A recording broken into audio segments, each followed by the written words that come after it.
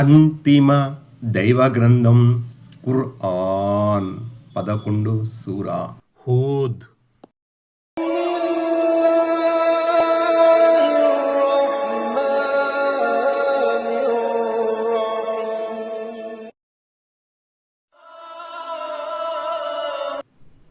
ఆయత్ నంబర్ 32.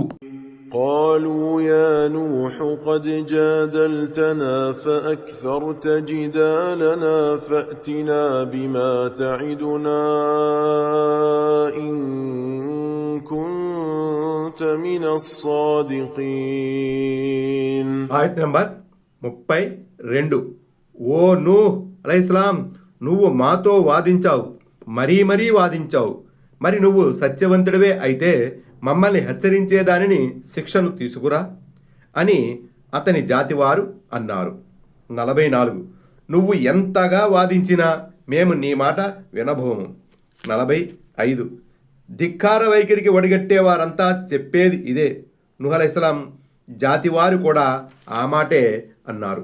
నువ్వు నీ వాదనలో నిజాయితీ గలవాడవే అయితే నువ్వు పదే హెచ్చరిస్తున్న ఆ ఆపదను మాపై తీసుకురా చూద్దాం అని పెడసరిగా పలికారు.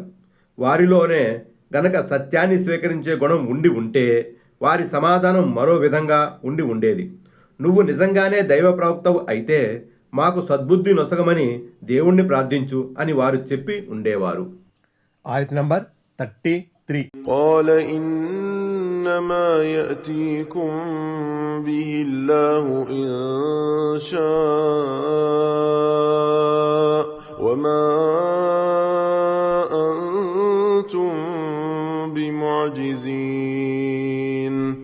ఆయత్ నంబర్ 33. దానిని తెచ్చేవాడు కూడా అల్లాహ్ ఏ. ఆయన గనుక తలుచుకుంటే తెచ్చి తీరుతాడు, మీరు మాత్రం ఆయన్ని ఓడించలేరు. 46. శిక్షను ఎప్పుడు ఎక్కడ తీసుకురావాలి అన్నది దైవానికే తెలుసు. ఒకసారి ఆయన ఈ నిర్ణయం గైకొన్నాడంటే ఆయన శిక్షను ఆపగలిగే శక్తి ఎవరికీ లేదు. ఆయత్ నంబర్ 34. ولا ينفعكم نصحي إن أردت أن أنصح لكم إن كان الله يريد أن يغويكم هو ربكم وإليه ترجعون. ఆయత్ నంబర్ 34. అల్లాహ్, మిమ్మల్ని అపమార్గాన వదిలేయదలుచుకుంటే నేను మీ శ్రేయాన్ని ఎంతగా అభిలషించినా నా శ్రేయాభిలాష మీకే విధంగానూ ఉపకరించదు. ఆయనే మీ అందరి ప్రభు, ఆయన వైపుకే మీరంతా మరలించబడతారు అని నూహ్ అలైహిస్సలాం సమాధానమిచ్చాడు. 47. మూలములో ఇగ్వా అన్న పదం ఇక్కడ ఇజ్లాల్, అపమార్గం పట్టించడం అనే అర్థంలో వాడబడింది. అంటే మీరు సన్మార్గం వైపుకు తిరిగి రాలేనంత దూరాన అపమార్గంలోకి వెళ్ళిపోతే అల్లాహ్ మిమ్మల్ని మీ మానాన వదిలేస్తాడు. ఆయన మిమ్మల్ని పట్టించుకోవడం మానేశాడంటే ఇక మిమ్మల్ని సన్మార్గంలోకి తీసుకురావడం ఎవరి తరమూ కాదు. ఈ స్థితిలో మీ మేలును కోరి నేను ఎంతగా ప్రయత్నించినా నా ప్రయత్నం మీకు లాభం చేకూర్చదు. ఎందుకంటే మీరు మార్గవిహీనత యొక్క ఆఖరి అంచుకు చేరుకున్నారు. 48. సన్మార్గము, అపమార్గము కూడా ఆయన చేతుల్లోనే ఉన్నాయి. మీరంతా ఆయన వద్దకే చేర్చబడతారు. అక్కడ ఆయన మీ కర్మల ఫలాన్ని మీకు ఇస్తాడు. సత్కర్మలు చేసిన వారికి బహుమానాన్ని ఇస్తాడు, దుష్కర్మలు చేసిన వారికి శిక్ష విధిస్తాడు. ఆయత్ నంబర్ 35. أم يقولون افتراه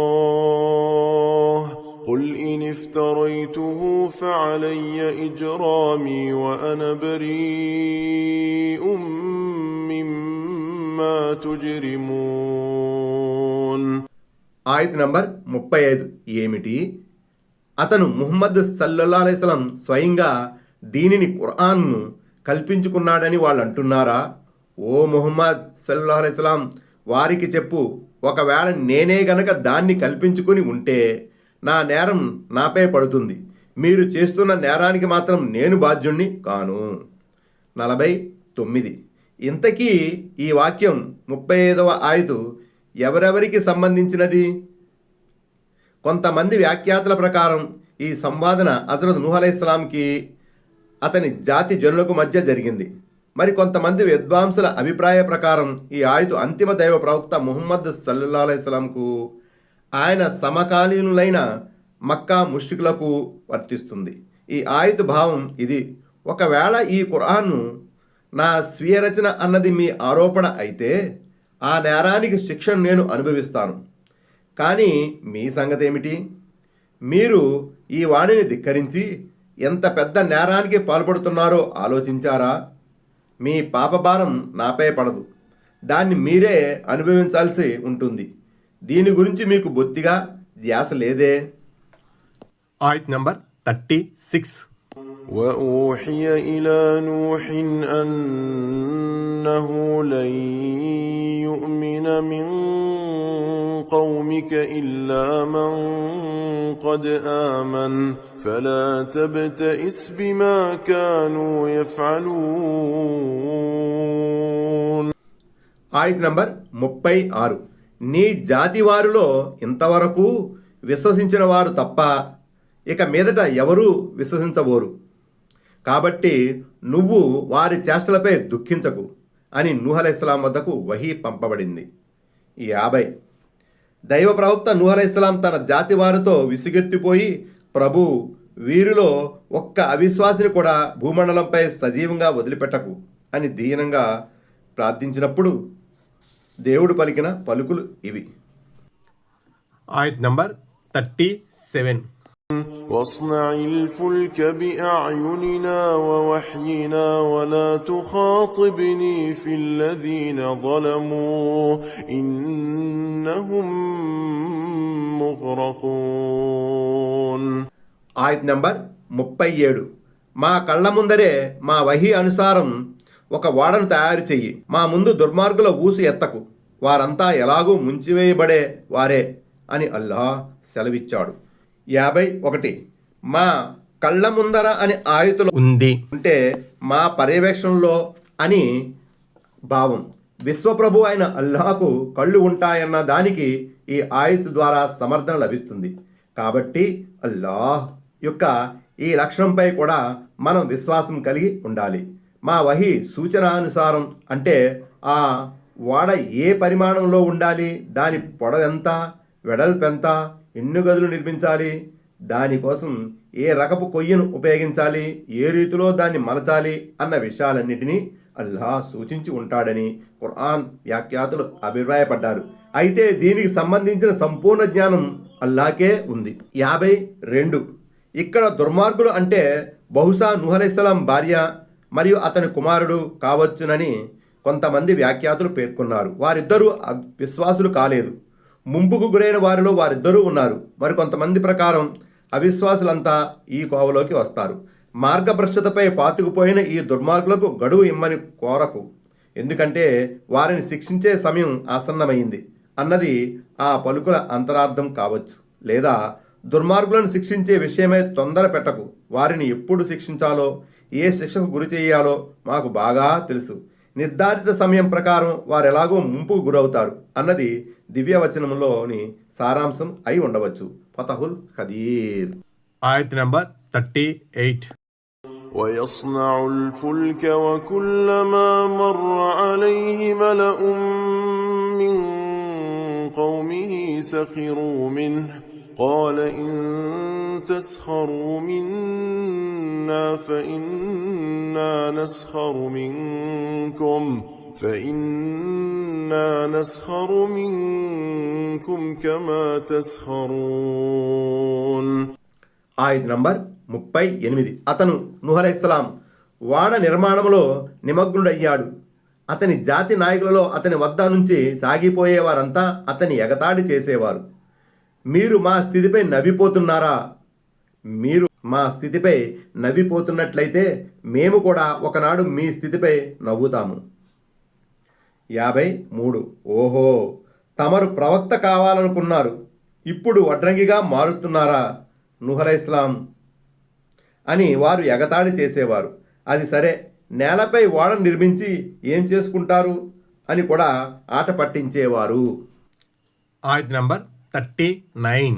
فسوف تعلمون من يأتيه عذاب يخزيه ويحل عليه عذاب مقيم. ఆయత్ నంబర్ 39. పరాభవానికి గురి చేసే శిక్ష శాశ్వతంగా ఉండే శిక్ష ఎవరిపై వచ్చి పడుతుందో అది త్వరలోనే మీకు తెలిసిపోతుంది అని నూహ్ అలైహిస్సలాం పలికాడు. 54. అంటే శాశ్వతమైన నరకాగ్ని శిక్ష ఇహలోక జీవితం ముగిసిన తర్వాత వారి పరలోక జీవితం కొరకు ఇది సిద్ధం చేయబడింది. ఆయత్ నంబర్ 40. حتى إذا جاء أمرنا وفارت النور قل نحمل فيها من كل زوجين اثنين وأهلك إلا من سبق عليه القول ومن آمن وما آمن معه إلا قليل. ఆయత్ నంబర్ 40. తుదకు మా ఆదేశం వచ్చి పొయ్యి పొంగినప్పుడు ఈ ఓడలోకి ప్రతి జీవరాశి నుంచి రెండేసి, ఒకటి ఆడ ఇంకొకటి మగ జంతువు చొప్పున ఎక్కించుకో. నీ ఇంటి వారులను కూడా తీసుకో. ఎవరి విషయంలోనైతే ముందుగానే మాట ఖరారయిందో వారిని వదిలేయి. ఇంకా విశ్వాసులందరినీ కూడా ఎక్కించుకో అని మేము అతనికి చెప్పాము. అయితే అతని వెంట విశ్వసించిన వారు బహుకొద్ది మంది మాత్రమే. 55. పొయ్యి తన్నూ అనే పదంపై పలు అభిప్రాయాలు వ్యక్తమయ్యాయి. రొట్టెని కాల్చే పొయ్యి అని కొందరు భావించారు. కొన్ని ప్రత్యేక స్థలాలు అని మరికొందరు ఉన్నారు. పొయ్యి అంటే భూమి ఉపరితలం అని ఇంకొందరు అభిప్రాయపడ్డారు. హాఫీజ్ ఇబ్నే కసీర్ మాత్రం మూడో అభిప్రాయానికే ప్రాధాన్యత ఇచ్చారు. అంటే దైవాగ్రహం విరుచుకుపడినప్పుడు నేల 4 చెరువుల నీటి ఊటలు పొంగి పొరలాయి. దానికి తోడు ఆకాశం నుంచి కొండపోతగా వర్షం కురవటం మొదలైంది. క్షణ క్షణానికి నీటి మట్టం పెరిగిపోయింది అని దీని భావం. 56. అంటే పశుపక్షాదులలో నుంచి ఒక ఆడ ఒక మగా చొప్పున ఒక్కో జతను చొప్పున ఓడలోకి ఎక్కించుకోమని హజరత్ నూహ్ అలైహిస్సలాంకు ఆదేశం ఇవ్వబడింది. వృక్షజాతికి చెందిన వాటిని కూడా తీసుకున్నారని కొందరు వ్యాఖ్యానించారు. 57. అంటే వారు ముంచివేయబడడం ఖాయమని రాసిపెట్టి ఉంది. ఎవరు వారు అంటే అవిశ్వాసులన్నమాట. లేదా నూహ్ అలైహిస్సలాం కుటుంబీకులలో అవిధేయతకు ఒడిగట్టిన ఆ ఇద్దరు నూహ్ అలైహిస్సలాం కుమారుడు, నూహ్ అలైహిస్సలాం భార్య. కొడుకు కనాన్ లేక యామ్, భార్య వాయిలా. వీరిరువరు నూహ్ అలైహిస్సలాం సందేశాన్ని త్రోసిపుచ్చారు. అందుచేత ఓడలో కూర్చునే ఆయన ఇంటి వారల నుంచి వారిద్దరినీ వేరు చేయడం జరిగింది. 58. విశ్వసించి విధేయత కనబరిచే వారందరినీ నీ వెంట ఓడలోకి ఎక్కించుకో అని అర్థం. 59. బహుకొద్ది మంది అంటే కొందరు. వారు 80 మంది వరకు ఉంటారని కొందరు చెప్పగా 80 కన్నా తక్కువే అని మరికొందరు అభిప్రాయపడ్డారు. విశ్వసించిన వారిలో నూహ్ అలైహిస్సలాం గారి 3 కుమారులు సామ్, హామ్, యాఫిన్స్, వారి భార్యలు కూడా ఉన్నారు. ఆ 3తో పాటు 4వ ఆమె కూడా ఉంది. ఆమె నూహ్ అలైహిస్సలాం గారి అవిశ్వాసపు కుమారుడైన యామ్ లేక కనయాన్ యొక్క భార్య. అతను అవిశ్వాసులో చేరి ముంపుకు గురైపోయాడు. కానీ ఇస్లాం స్వీకరించిన కారణంగా అతని భార్యకు మాత్రం ఓడలో కూర్చునే అవకాశం ఇవ్వబడింది. ఇబ్నే కసీర్. ఆయత్ నంబర్ 41. وقال اركبوا فيها بسم الله مجريها ومرساها إن ربي لغفور رحيم. ఆయత్ నంబర్ 41. మీరు ఈ ఓడలో కూర్చోండి. అల్లాహ్ పేరుతోనే ఇది నడుస్తుంది, ఆగుతుంది. నిశ్చయముగా నా ప్రభు అపారంగా క్షమించేవాడు, అమితంగా కరుణించేవాడు అని నూహ్ అలైహిస్సలాం అన్నాడు. 60. అంటే అల్లాహ్ పేరుతోనే అది నీటిపై పయనిస్తుంది, అల్లాహ్ పేరుతోనే ఆగుతుంది. అంటే విశ్వాసులు నిర్భయంగా నిస్సంకోచంగా ఓడలోకి ఎక్కవచ్చని, ఓడలోకి ఎక్కిన వారంతా దేవుని ఆశ్రయంలోకి వచ్చేసినట్లే అభయం ఇవ్వబడడానికి ఈ విధంగా అనబడింది. ఈ విషయాన్ని అల్లాహ్ మరో చోట ఈ విధంగా సెలవిచ్చాడు. ఓ నూహ్ అలైహిస్సలాం, నువ్వు నీ అనుచరులు ఓడలో కూర్చున్నప్పుడు ఇలా పలకండి: దుర్మార్గ జాతి నుంచి మాకు విముక్తి నొసగిన అల్లాహకే స్తుతి స్తోత్రములు. ఇంకా ఇలా పలకండి: నా ప్రభు, నన్ను శుభంతో దించడంలో నువ్వు ఉత్తముడవు. అల్ మోమినూన్ 28-29. ఈ ఆయుధ ఆధారంగా కొంతమంది పండితులు ఓడలో కానీ మరే ఇతర వాహనంపై కానీ ఎక్కినప్పుడు బిస్మిల్లా మజ్రేహా మా ముర్సాహా అని పలకడం అభిలషణీయం అని అన్నారు. అయితే హదీసు ద్వారా నిరూపితం అయిన ప్రార్థన మాత్రం ఇది: సుబ్హానల్లజీ సక్కరలనా హాజా వమా కున్నా లహు ముక్రినీన్ వా ఇన్న ఇలా రబ్బినా లమున్ఖలిబూన్.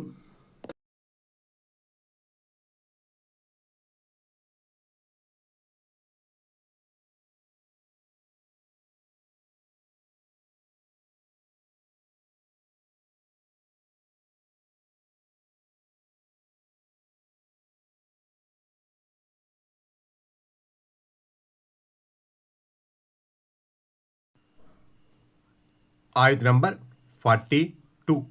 وهي تجري بهم في موج كالجبال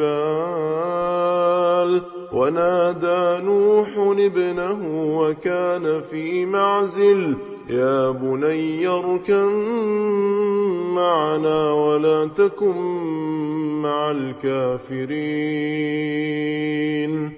ఆయత్ నంబర్ 42. ఆ ఓడవారిని పర్వతాల్లాంటి అలల్లో నుంచి తీసుకుపోసాగింది. నూహ్ అలైహిస్సలాం ఒడ్డున ఉన్న తన కుమారుని ఉద్దేశించి, ఒరే నాయనా, మాతో పాటు వచ్చి కూర్చోరా, అవిశ్వాసులతో వెళ్ళకురా అని బిగ్గరగా పిలిచాడు. 61. నేల చెరువైపోయింది. ఆ నీటిలో కొండలు గుట్టలు సైతం మునిగిపోయాయి. దైవాదేశానుసారం ఆ ఓడ నూహ్ అలైహిస్సలాంను అతని అనుయాయులను మోసుకుని వరద వెల్లువలో పయనిస్తుంది. దేవుని పర్యవేక్షణలో పయనిస్తుంది. కనుకనే విశ్వాసులు అందులో సురక్షితంగా ఉన్నారు. లేకపోతే అంత పెద్ద జల ప్రళయంలో ఉవ్వెత్తున ఎగిసిపడే కెరటాల మధ్య ఓడ ప్రయాణం అంటే ఆషామాషి వ్యవహారం కాదు. అందుకే ఆ సంఘటనను అల్లాహ్ గుర్తు చేస్తూ దాన్ని తన మహోపకారంగా అభివర్ణించాడు. 1. నీటి వెల్లువ ఉధృతమైనప్పుడు మేము మిమ్మల్ని ఓడలో ఎక్కించాం. దీన్ని మీకు గుణపాఠంగా జ్ఞాపికగా చేసేందుకు. జ్ఞాపకం ఉంచుకునే చెవులు దానిని ఎల్లకాలం జ్ఞాపకం ఉంచుకోగలిగేందుకు మేము ఈ విధంగా చేశాం. అల్ హక్ 11-12. 2. మేము అతన్ని పలకలు మేకులు గల ఓడలోకి ఎక్కించాం. అది మా కళ్ళ ముందరే నడుస్తూ ఉండేది. తిరస్కరించబడిన వాని తరపున జరిగిన ప్రతీకారం ఇది. అల్ ఖమర్ 13-14. 62. వాడు హజరత్ నూహ్ అలైహిస్సలాం గారి 4వ కుమారుడు. అసలు పేరు యామ్ కన్ఆన్ అనే బిరుదాంకితుడు. ఇస్లాంను స్వీకరించి తమతో వచ్చి చేరమని తిరస్కారుల వెంట పోవద్దని దైవ ప్రవక్త నూహ్ అలైహిస్సలాం అతన్ని బ్రతిమాలారు. కానీ తల పొగరుతో అతడు తండ్రి మాటను తిరస్కరించి జల ప్రళయానికి బలైపోయాడు. ఆయత్ నంబర్ 43. قال سآوي إلى جبل يعصمني من الماء قال لا عاصم اليوم من أمر الله إلا من رحم وحال بينهما الموج فكان من المغرقين. ఆయత్ నంబర్ 43. దానికి వాడు, నాన్న, నేను ఏదైనా ఒక పెద్ద పర్వతాన్ని ఆశ్రయిస్తాను, అది నన్ను ఈ నీళ్ల నుంచి కాపాడుతుంది అని జవాబిచ్చాడు. అల్లాహ్ ఉత్తర్వు నుండి ఈరోజు కాపాడే వాడెవరూ లేడురా. అల్లాహ్ తాను దయదలచిన వారిని మాత్రమే కాపాడుతాడు అని నూహ్ అలైహిస్సలాం చెప్పాడు. అంతలోనే వారిద్దరి మధ్య ఒక అల అడ్డుగా వచ్చింది. అంతే, వాడు కూడా ముంపుకు గురైన వారిలో చేరిపోయాడు. 63. ఎత్తైన పర్వత శిఖరం మీదికి పోతే సురక్షితంగా ఉండగలనని, నీటి మట్టం అంత ఎత్తుకు చేరుకోదని వాడు భావించాడు. 64. తండ్రి కొడుకుల మధ్య ఈ సంభాషణ జరుగుతుండగానే వారి మధ్య పర్వతం లాంటి ఒక పెద్ద కెరటం ఉవ్వెత్తున లేచి అమాంతం అతన్ని కబళించింది. ఆయత్ నంబర్ 44. وقيل يا أرض ابلعي ماءك ويا سماء أقلعي وغيض الماء واستوت على الجودي وقيل بعدا للقوم الظالمين. ఆయత నంబర్ 44. ఓ భూమి, నీ నీళ్ళంతటినీ మింగై, ఓ ఆకాశమా ఇక ఆగిపో, కురిసింది చాలు అని సెలవీయబడింది. అప్పటికప్పుడే నీరంతా ఇంకిపోయింది. కావలసిన పని పూర్తయింది. వాడ జూదీ పర్వతంపై నిలిచింది. దుర్మార్గులు దేవుని అభిశాపానికి గురవుదురుగాక అని సెలవీయబడింది. 65. భూమిలో నీరు ఇంకిపోవటాన్ని మింగివేయటంగా ఇక్కడ అభివర్ణించడం జరిగింది. ఇందలి మర్మం ఏమిటంటే, నీరు కొద్ది కొద్దిగా ఇంకిపోలేదు, ఒక్కసారిగా గడ్డిని నమిలి మింగినట్లే భూమి ఆ నీటినంతటిని ఒక్కసారిగా పీల్చేసింది. ఇదంతా దైవాజ్ఞ ప్రకారం జరిగిందన్న సంగతిని మరువరాదు. 66. అవిశ్వాసులందరినీ జలప్రళయం ద్వారా రూపుమాపాలన్న దైవకార్యం అమల్లోకి వచ్చింది. 67. జూది అనేది ఒక పర్వతం పేరు. ఇది మౌసిల్కు దగ్గరలో ఉందని కొందరు భావిస్తున్నారు. నూహ్ అలైహిస్సలాం జాతివారు కూడా ఈ ప్రాంతంలోనే నివసించారు. 68. అరబీలో బుఅదన్ అనే పదం ఉంది. ఇది దేవుని అభిశాపం, దెబ్బ అన్న అర్థంలో ప్రయోగించబడింది. దేవుని శాపానికి, దైవాగ్రహానికి గురైన జాతుల కోసం దివ్య ఖురాన్ ప్రత్యేకంగా ఈ పదాన్ని అనేక చోట్ల ప్రయోగించింది.